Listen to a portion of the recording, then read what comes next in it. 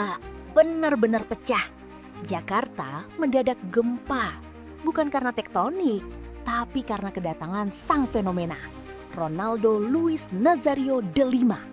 Legenda hidup Brazil ini mendarat di ibu kota dan langsung kena culture shock tingkat dewa yang bikin dia geleng-geleng kepala sampai kram leher.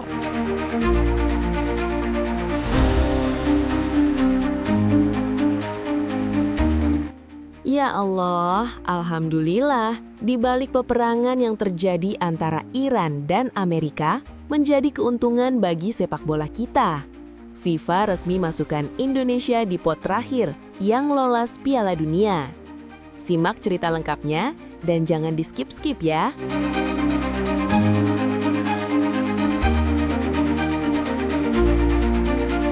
Bukan kaleng-kaleng, kiper sekelas juara dunia sampai kepo maksimal sama fans kita. Katanya, dia udah dengar kabar kalau supporter Indonesia itu gila dan militan banget.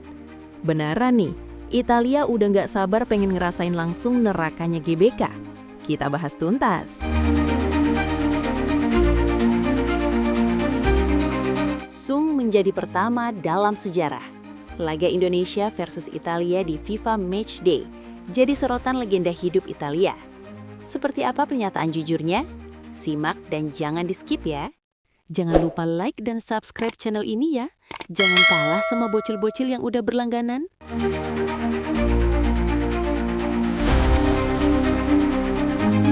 Piala AFF tahun ini bukan cuma soal trofi bagi kita.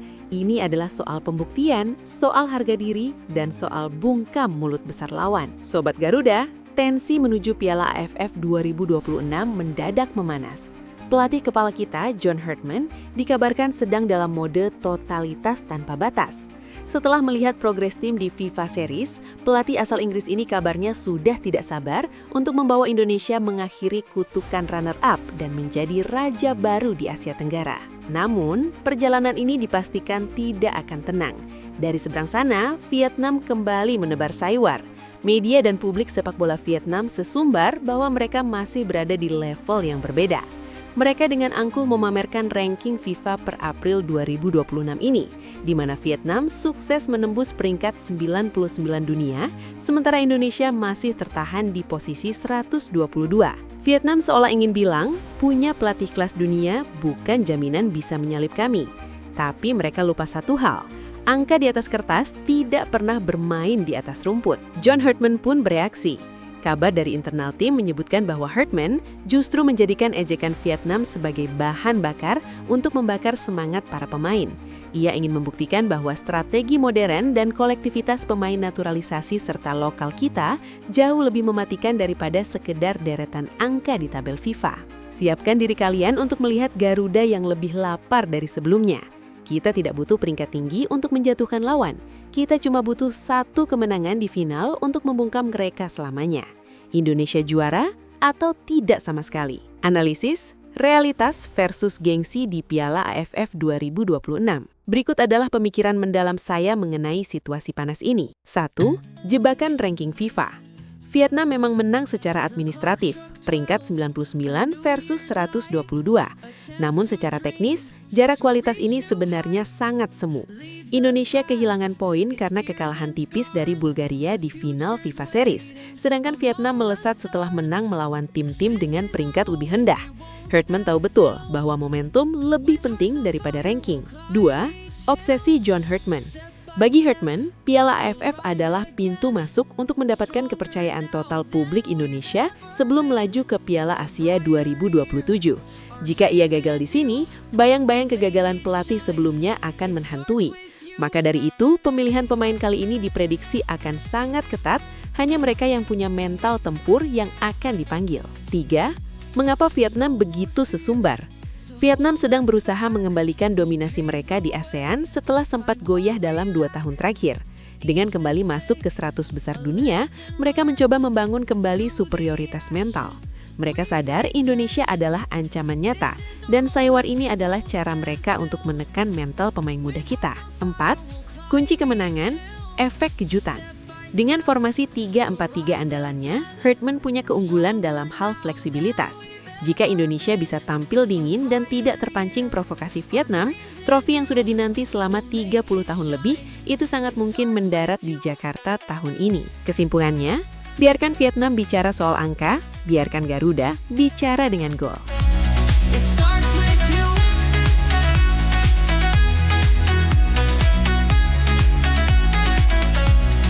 Pesta gol terjadi di lapangan hari ini. Timnas Futsal Indonesia benar-benar tampil menggila saat berhadapan dengan rival abadi, Malaysia. Tanpa ampun, skuad Garuda berhasil melumat tim Harimau Malaya dengan performa yang sangat dominan sejak peluit pertama dibunyikan. Alur bola yang cepat dan kombinasi antar pemain yang sangat cair membuat pertahanan Malaysia kocar-kacir. Gol demi gol lahir dari skema serangan balik yang mematikan dan penyelesaian akhir yang sangat dingin. Mentalitas juara benar-benar ditunjukkan oleh anak asuh pelatih kita, yang tidak mengendurkan serangan meski sudah unggul jauh.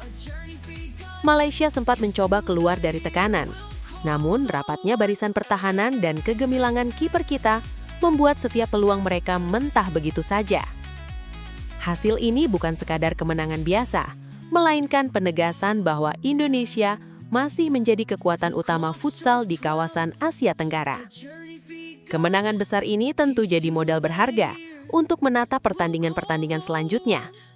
Permainan yang penuh semangat dan kolektivitas tinggi seperti inilah yang selalu ditunggu oleh para pecinta futsal di tanah air.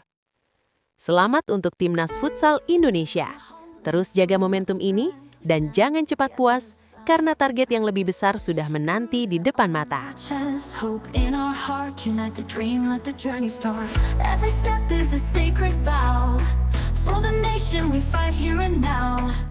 Ini baru kabar yang bikin bulu kuduk merinding. Ternyata, rencana FIFA Matchday antara Indonesia lawan Italia bukan cuma bikin kita yang antusias, tapi juga bikin skuad Gli Azzurri gemetaran penasaran. Kabar paling gres, kiper utama timnas Italia dikabarkan sudah nggak sabar ingin segera terbang ke Jakarta demi menantang pasukan Shin Tae-yong. Usut punya usut, sang penjaga gawang ini ternyata sering banget dapat laporan soal betapa gila dan fanatiknya supporter timnas Indonesia. Beliau kabarnya sering lihat video viral di media sosial tentang atmosfer Stadion Gelora Bung Karno yang berubah jadi neraka merah setiap kali Garuda berlaga. Kabarnya, kiper kelas dunia ini sampai bilang kalau dia ingin merasakan langsung gimana rasanya diteror sama puluhan ribu supporter yang gak berhenti nyanyi sepanjang laga. Baginya, menghadapi pemain berbakat seperti Jay Itzes atau Marcelino Ferdinand itu satu hal, tapi menghadapi pemain ke-12 Indonesia adalah tantangan mental yang sesungguhnya. Dia penasaran, benarkah fans Indonesia semilitan itu? Benarkah teriakan supporter kita bisa bikin kaki lawan gemetar? Inilah bukti kalau supporter Indonesia sudah punya nama besar di telinga para bintang dunia. Kita bukan cuma penonton, kita adalah teror nyata bagi tim manapun yang berani menginjakkan kaki di tanah air.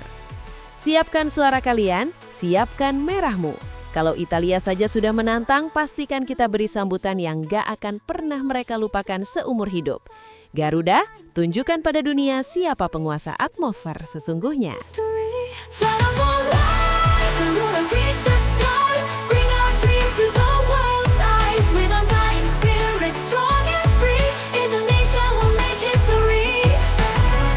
Dunia sepak bola lagi geger, dan kali ini bukan soal taktik di lapangan, tapi soal politik meja hijau yang bisa saja mengubah nasib timnas Indonesia secara drastis.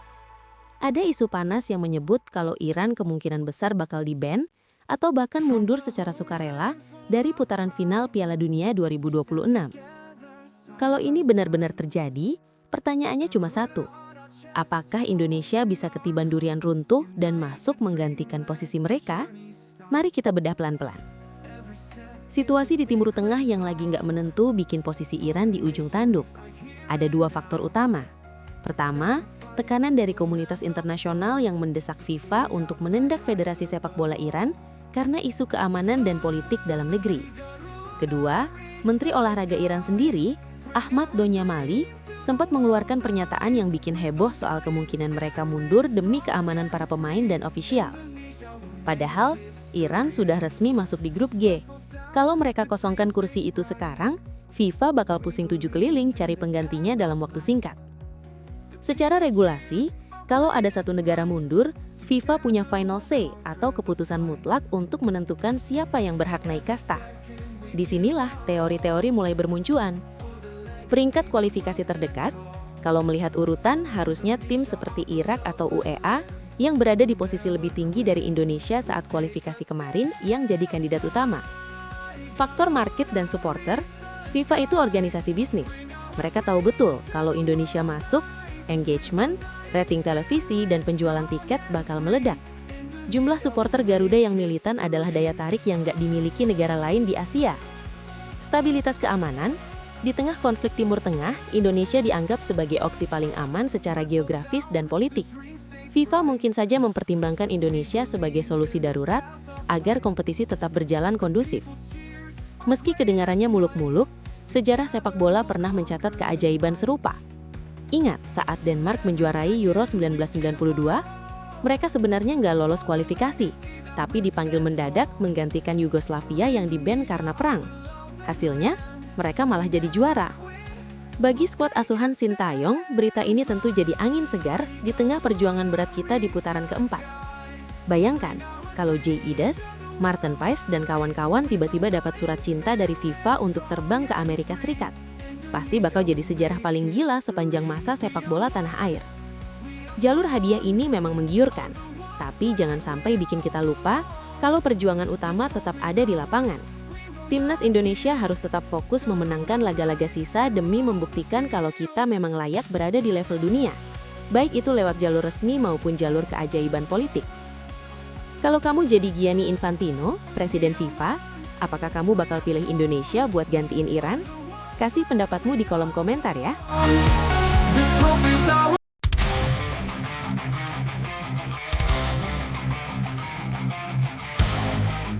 Sepertinya polusi Jakarta kalah telak sama aura kebintangan Ronaldo Nazario. Baru saja menginjakan kaki di aspal panas Jakarta, sang pemilik kedua gelar Ballon d'Or ini langsung mengeluarkan pernyataan yang bikin telinga netizen Indonesia merinding disco. Dengan senyum kelincinya yang legendaris, Ronaldo mengaku terpana, terpesona, dan terapa aja sampai ke tulang sumsum. Dia bilang, kemegahan Jakarta bikin stadion-stadion di Eropa kelihatan kayak lapangan RT. Saya kira saya sudah melihat segalanya di sepak bola. Tapi melihat keramahan orang Indonesia dan kemacetan Jakarta yang begitu estetik, saya merasa hidup saya baru dimulai hari ini. Ujar sang legenda, dengan nada yang tentu saja kita hiperbolakan. Gemetar lihat progres timnas Indonesia. Tapi yang paling bikin heboh bukan cuma soal makanan atau gedung tinggi. Ronaldo blak-blakan soal performa timnas Indonesia di kualifikasi Piala Dunia kemarin. Kabarnya, saking terkesannya dia sama permainan anak asuh Sintayong, Ronaldo sampai lupa caranya nendang bola saking bengongnya. Skill dewa. Ronaldo menyebut transisi permainan timnas kita udah selevel sama skuad Brazil zaman emas dulu. Mental baja. Dia heran kenapa pemain kita nggak ada capeknya. Curiga kalau paru-paru mereka ada 3. Piala Dunia 2026. Sang legenda meramal kalau performa ini stabil, negara lain mendingan pensiun dini aja daripada ketemu Indonesia di lapangan. Rencana pindah ke warganegaraan? Canda guys. Saking cintanya sama atmosfer sepak bola di sini, beredar gosip liar kalau Ronaldo hampir aja nanya ke petugas imigrasi gimana caranya dapat KTP Jakarta biar bisa ikut nonton langsung di GBK tiap minggu. Dia mengaku belum pernah melihat dukungan supporter sefanatik dan semilitan rakyat plus 62. Kalian punya sesuatu yang gak ada di belahan bumi manapun. Energi kalian itu bisa dipakai buat nerangin seluruh Amerika Selatan. Pungkasnya sambil menyeruput es cendol dengan penuh hikmat.